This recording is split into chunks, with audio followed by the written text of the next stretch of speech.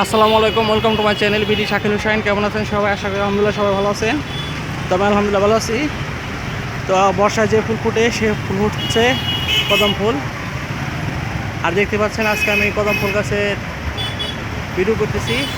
আর অনেক কদম ফুল ফুটছে, আর দেখতে অনেক সুন্দর লাগতেছে। আশা করি আপনারা সবাই দেখতে পাচ্ছেন কদম ফুলগুলো। আর আজকে পাশাপাশি ঈদের হাত ফুটছে, তো রাস্তায় অনেক জ্যাম। তো গাছের ফুলগুলো দেখাবো, অনেক কদম ফুল। আশা করি আপনাদের অনেক ভালো লাগবে। গাছটাও মোটামুটি বড় আছে।